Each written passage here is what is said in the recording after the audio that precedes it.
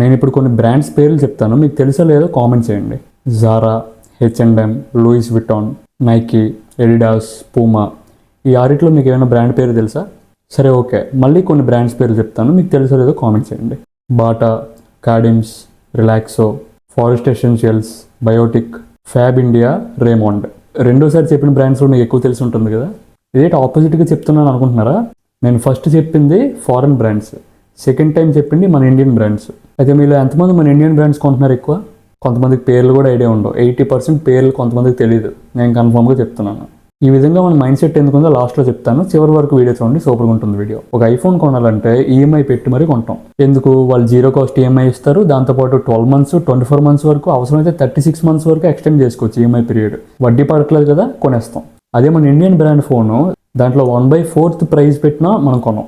అయితే దానికి మనం చెప్పే సాకులు ఏడో తెలుసా? బ్యాటరీ వీక్ అనో, ట్రస్ట్ లేదనో, ఇలాంటి సాకులు చెప్తాం.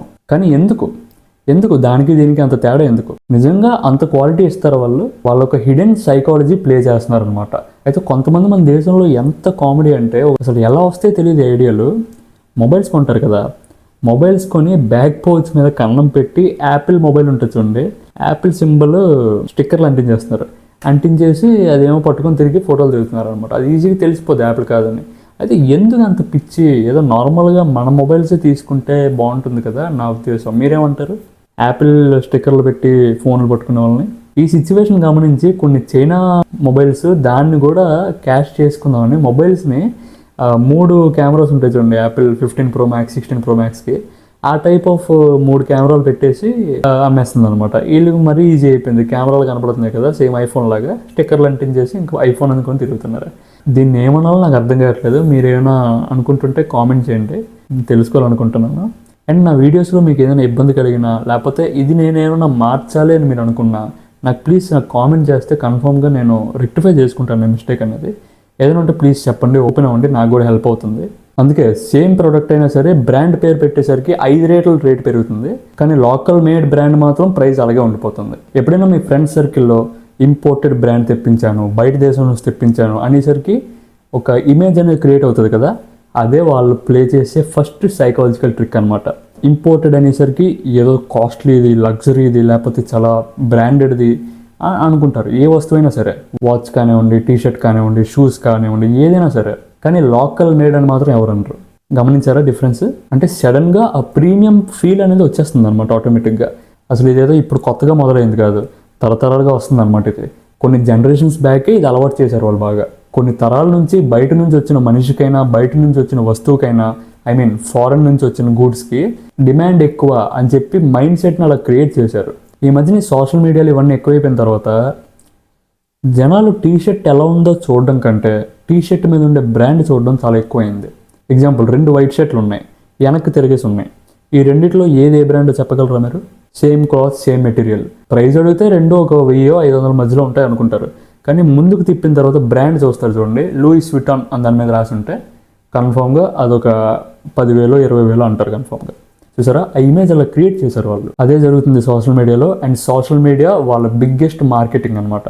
అండ్ వాళ్ళు చేసే ఇంకో సైకాలజీ ట్రిక్ ఏంటంటే, ఒకవేళ కానీ వాళ్ళ స్టోర్కి వెళ్తే, వాళ్ళ స్టోర్ అనేది అంత ఈజీగా దొరకదు. ఇప్పుడు దేశం మొత్తంలో ఒక మహా అయితే ఒక 10-12 స్టోర్లు మాత్రమే పెడతారు వాళ్ళు, అంతకంటే ఎక్కువ పెట్టరు. అది కూడా పాష్ సిటీస్లో పెడతారు అనమాట. ఎక్కువ డబ్బు ఎక్కడైతే స్పెండ్ చేసే వాళ్ళు ఉంటారో అక్కడ మాత్రమే వాళ్ళు స్టోర్స్ పెడతారు. తక్కువ మొత్తంలో పెడతారు. పెట్టిన తర్వాత వాళ్ళ ప్రోడక్ట్ అమ్మడం గురించి ఆలోచించరు. ప్రోడక్ట్ కొనడానికి వచ్చే కస్టమర్ గురించి అండ్ కస్టమర్కి వీళ్ళు ప్రొవైడ్ చేసే సర్వీస్ గురించి ఎక్కువ ఆలోచిస్తారు. వాళ్ళు షోరూమ్కి వెళ్ళగానే మంచి కాస్ట్లీ సెంట్ వాడతారు అనమాట. షోరూమ్ అంతా ఆ ఫ్రాగ్రెన్స్ ఉంటుంది. దాంతోపాటు మీకు అడగకుండానే కాస్ట్లీ వైన్ కానీ, లేదంటే ఒక కాస్ట్లీ డెజర్ట్ కానీ మీకు సర్వ్ చేస్తారు, ఏది కొనే టైంలో. దాని తర్వాత మీకు విఐపి యాక్సెస్ ఇచ్చినట్టు ఒక రూమ్లోకి తీసుకెళ్ళి మీకోసమే పక్కన స్టిచ్చింగ్ చేసినట్టు చూపిస్తారు. దాంతోపాటు ఒక 10 రకాల ఐటమ్స్ మీకోసమే, మీ లెంత్, మీ విడ్త్ అన్నీ చూసుకొని సైజెస్ అనేవి పక్కనే ప్రొవైడ్ చేస్తారు అనమాట. మీకోసం separate trial room and separate costume డిజైనర్ని పెడతారు. అండ్ కలర్ మ్యాచింగ్స్ కూడా వాళ్ళే చెప్తారనమాట. ఈ టైప్ ఆఫ్ ఫీల్ ఇచ్చిన తర్వాత దానికి వేసిన బిల్లు 1,00,000-2 లక్షల్లో ఉంటుంది. అయితే నేను కంపేర్ చేయట్లేదు ఇక్కడ. లోకల్ బ్రాండ్స్లో కూడా ఇలా చేస్తారా అంటే చెయ్యొచ్చు, కానీ మన వాళ్ళకి కొంత తెలిసినా కొంతమంది పాటించరు. ఏదో నార్మల్గా ఏదో కస్టమర్స్ వచ్చారు కదా కొనేసి వెళ్ళిపోతారులే, కొనకపోతే ఇంకోటి వస్తారులే అన్నట్టు ఉంటారు మన వాళ్ళు. అయితే ఫారెన్ బ్రాండ్కి ఇండియన్ బ్రాండ్కి ఇంకో తేడా ఉంది. ఫారెన్ బ్రాండ్ వాళ్ళు మీరు ఈ బట్టలు వేసుకుంటే మీ లైఫ్ స్టైల్ మారిపోతుంది, పూర్తిగా ఒక రేంజ్లో ఉంటారు అన్నట్టు చూపిస్తుంది. అంటే ఎంత డబ్బు ఖర్చు పెడితే అంత రెస్పెక్ట్ వస్తుంది అన్నట్టు వాళ్ళు ఫీల్ చేయిస్తారు అనమాట. కానీ లోకల్ బ్రాండ్స్ వాళ్ళు ఏం ఆలోచిస్తారు, వాళ్ళు అనేది ఒకటే, మీరు బయట చూడండి, కంపేర్ చేయండి 4 షాపుల్లో, ఏ షాపులో తక్కువ ప్రైస్ ఉంటుందో మీరు అక్కడే కొనుక్కోండి. ఎందుకంటే అందరికంటే మా దగ్గర తక్కువ ప్రైస్ ఉంటుంది. చూసారు ఎంత డిఫరెన్స్, వాళ్ళకి రూపాయి కూడా తగ్గించరు, కానీ 100 రేట్లు ఎక్కువ అమ్ముతారు ఈ బట్టల కంటే అవి. మన వాళ్ళు ఇంకా తగ్గించాం, ఇంకా సేల్స్, ఇంకా ఆఫర్స్ అని చెప్పి వీళ్ళు ఇక్కడ వాల్యూని డిక్రీజ్ చేస్తున్నారు అనమాట.